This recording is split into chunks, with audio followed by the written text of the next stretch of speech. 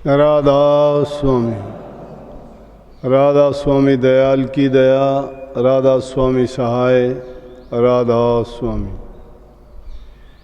प्यारे सत्संगी भाइयों बहनों, आप सबको विदित है कि पिछले 3-3.5 महीने से कोरोना बीमारी के कारण लॉकडाउन लगे, आना जाना सब बंद हुआ। सभी कार्य, न केवल सत्संग, जितने कारोबार थे, चाहे वो कृषि से संबंधित थे, चाहे और दूसरी कारखाने, फैक्ट्री, छोटे उद्योग धंधे, स्कूल कॉलेजेस,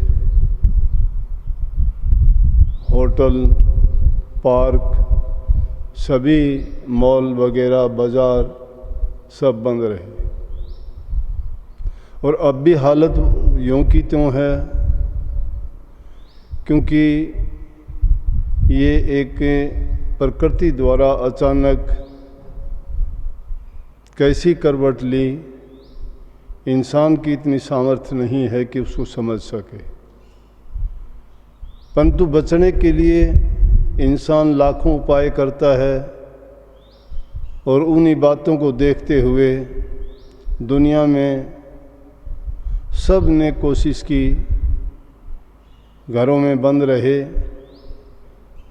मुंह पर मास्क लगा के रखे, बार बार हाथों को साबुन से धोना, सैनिटाइज करना,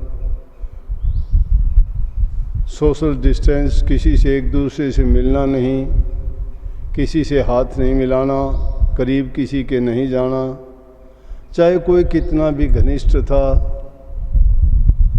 अब भी हालात उससे भी बुरे हैं। शुरू में कहते थे गर्मी होगी, गर्मी में ये वायरस ख़त्म हो जाएगा। कयास लगाए जा रहे थे, दवाई की खोज हो जाएगी, ये ख़त्म हो जाएगा, लेकिन कुछ नहीं कहा जा सकता कितने दिन तक चल सकता है। हाँ, इतना है, उसमें सावधानी बरतने की जो ज़रूरत थी, जो आवश्यकताएं थी, जो सरकार द्वारा दिशा निर्देश थे, तो ये बात एक खुशी की बात थी कि आप सब ने बखूबी उसको निभाया। जो आदेश आपको किया गया था, पूरे आदेशों की पालना की।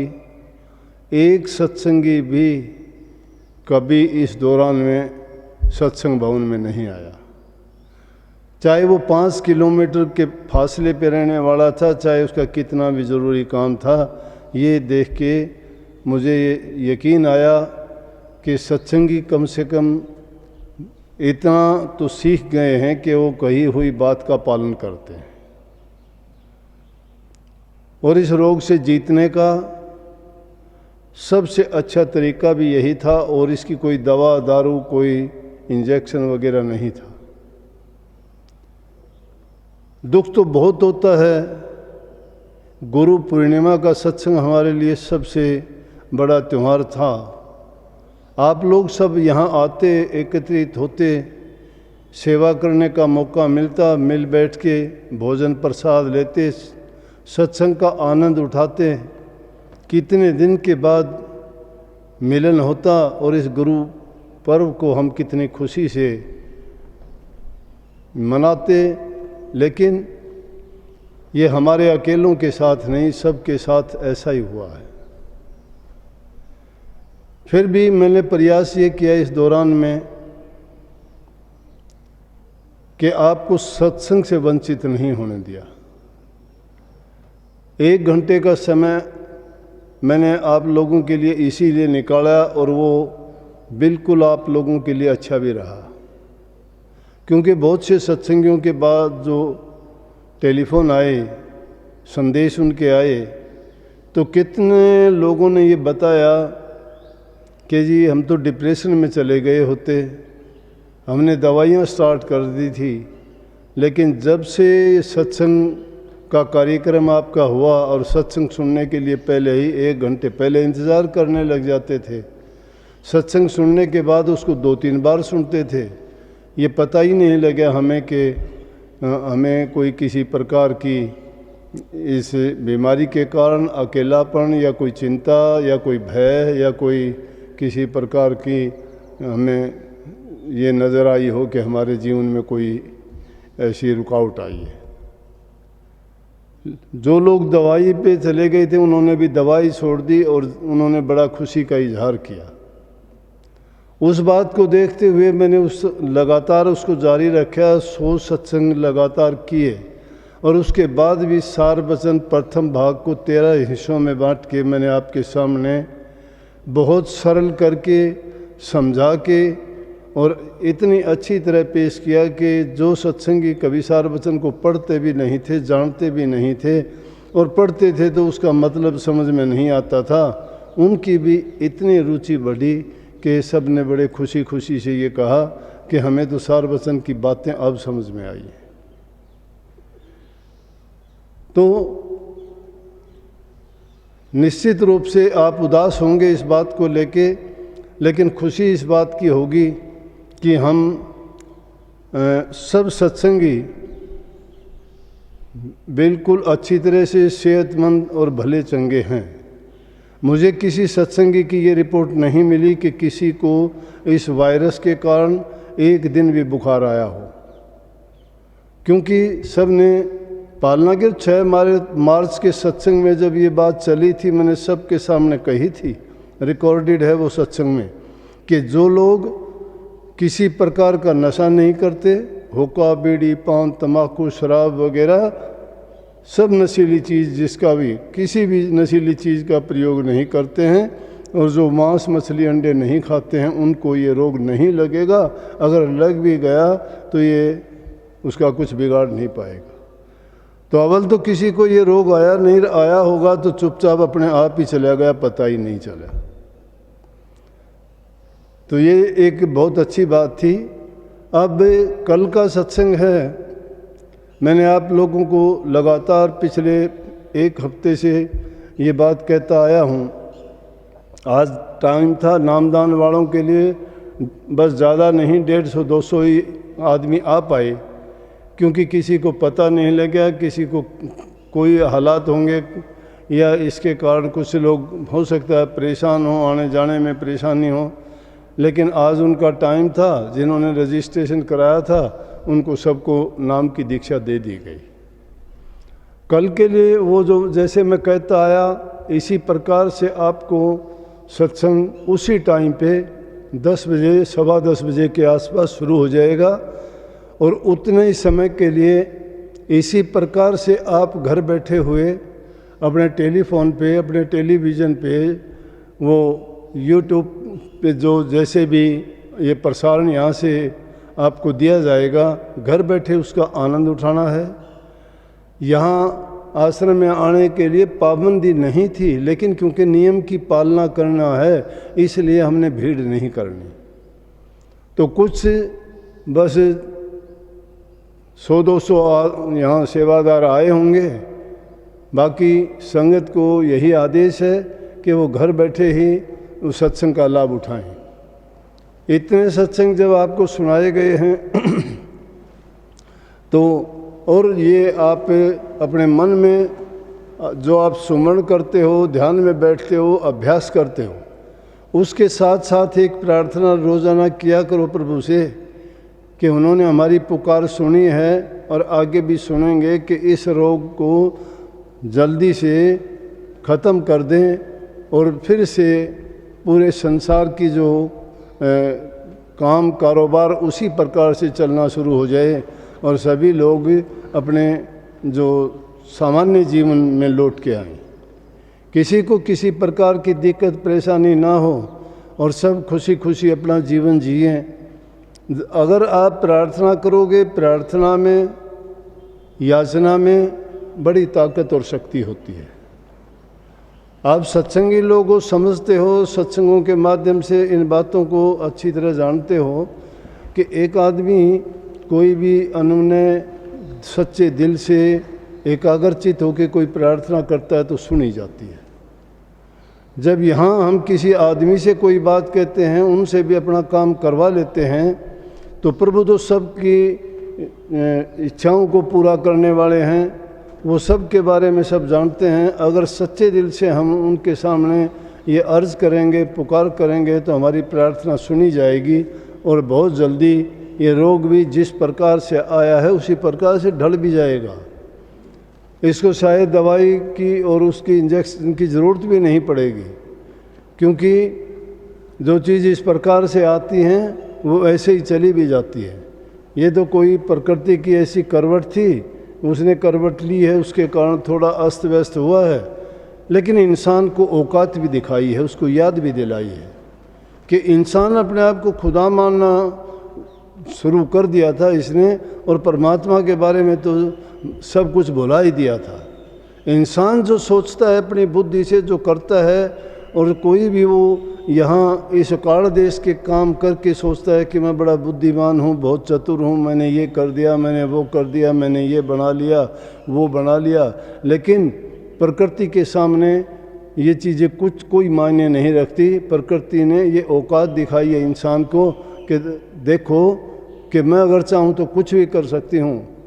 एक देश नहीं, एक जगह नहीं, एक स्थान नहीं, ये पूरे संसार में एक ही बार में देखो क्या, किस प्रकार से, किस ढंग से उन्होंने क्या आईना दिखाया है इंसानियत को। इसलिए कभी भी ये ना सोचो कि हम कुछ हो गए हैं, हमने कुछ कर लिया है, या हम कुछ करने लायक हैं।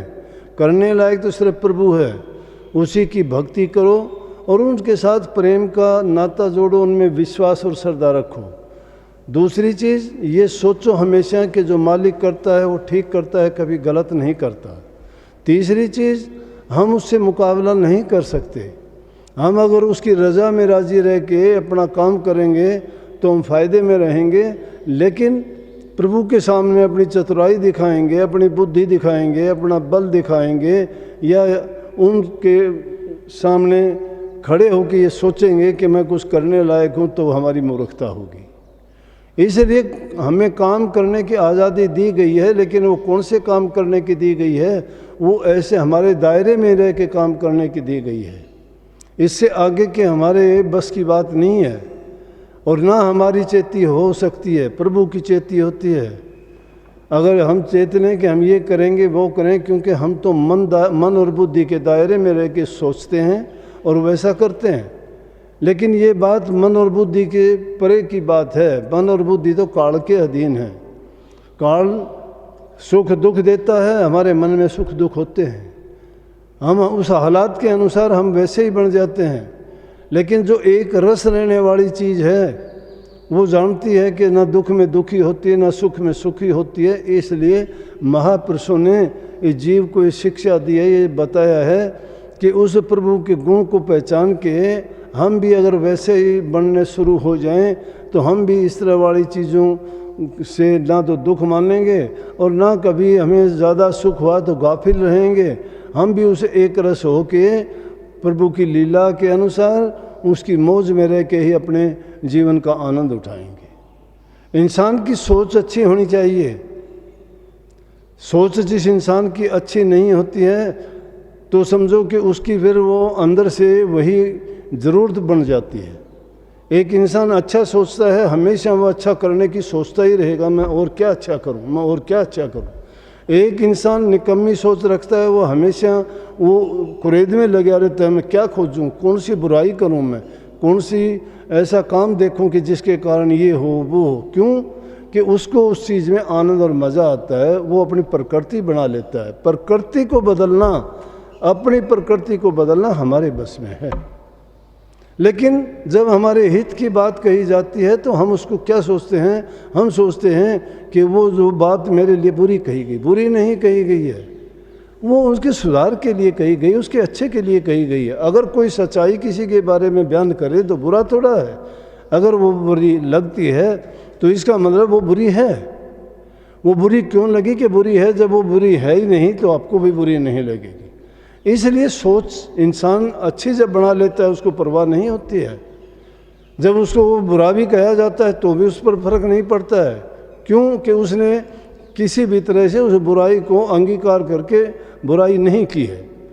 इंसान बुरा कब बनता है? किसी चीज़ को बुराई प्लान करके बुराई करता है, प्लान करके बुराई करता है, वो बुराई हो जाती है। अनजाने में होती है, बुराई नहीं होती है, वो भूल होती है, वो चूक होती है, वो गलती होती है। गलती भूल चूक तो इंसान से हर एक से होती है। इसीलिए कहावत भी टू अर्र इज ह्यूमन, कि इंसान से गलती का पुतला इंसान, होएगी गलती। काम करता है उससे गलती होएगी, जो चीज़ बनती है वो बिगड़ेगी। लेकिन ऐसा कोई नहीं सोचता कि ये चीज़ बिगड़े, उसको बनाने वाला कभी नहीं सोचता है बिगड़े। जब इतनी समझ, इतनी अकल इंसान को दी गई है, वो अपने हित की सभी बातें समझता है, सोचता है, तो फिर वहाँ आके उसको कौन सी चीज़ परेशान करती है? इसका मतलब उसने अपनी सोच को नहीं बदला है। जिस इंसान ने अपनी सोच को बदल लिया उसने अपने जीवन को बदल लिया है। जिसने अपने जीवन को बदल लिया है उसने समझो जन्म मरण के बंधन से छुटकारा पा लिया है। उसको ज़रूरत नहीं है। संत मत की यही एक शिक्षा है। तुम पूरे ग्रंथ को छान के देखोगे, फिर पढ़ लेना, कितनी बार पढ़ लेना, 3 बातों से ज़्यादा उसमें बातें ही नहीं मिलेंगी। गुरु भक्ति सब कुछ कहा है, गुरु से प्रेम प्रीत सब कुछ कहा है। ध्यान अभ्यास भी तो गुरु का ही ध्यान करने के लिए कहा गया है। गुरु है क्या? गुरु ज्ञान है। गुरु है क्या? गुरु समझ है। गुरु है क्या? गुरु विवेक है। जब हमें वो विवेक नहीं है, भले बुरे की पहचान नहीं कर सकते, हमें ये ज्ञान नहीं है कि किस बात के लिए हम क्या करते हैं, ये हमें समझ ही नहीं है, तो सारी चीज़ें मिथ्या हो जाती हैं। तो महापुरुषों ने जो चीज़ इंसान के लिए खोज करके बताई, वो इसलिए बताई कि इंसान अपने भय और भ्रम से बाहर आए। और भय और भ्रम से जब बाहर आ जाता है, फिर उसको मन को कहीं भी लगा लो, चंचल मन कहीं नहीं टिकता है। मन को चंचलता किसी से, इच्छाओं और आदमी तृष्णाओं का जब गुलाम बन जाता है, वो डामाडोल होता है, उसका मन डोलता रहता है, टिकता नहीं है कहीं भी। अरे मन को संतोष जब दोगे वहीं पे संतोष आ जाएगा। अगर सोच के देखोगे इंसान के अंदर वो खजाना भरा पड़ा है, जो तुम खोजना चाहो वही आपको मिल जाएगा। प्यार इंसान के अंदर है, संतोष इंसान के अंदर है, धैर्य इसके पास है, और बुराइयां भी सारी इसी के पास भरी हुई हैं। अब वो किस प्रकार की चीज़ों को कौन सी ताकत देना चाहता है? सोच की ताकत, विचार की ताकत और ख्याल की ताकत। जिस भी सोच को दोगे वही सोच उभर के बाहर आ जाएगी। लेकिन हमारी सोच क्या होनी चाहिए? हमारी सोच होनी चाहिए प्रभु के प्रति प्रेम की। और जब वो प्रेम हमारे अंदर पैदा हो जाता है तो फिर हम बेपरवाह हो जाते हैं।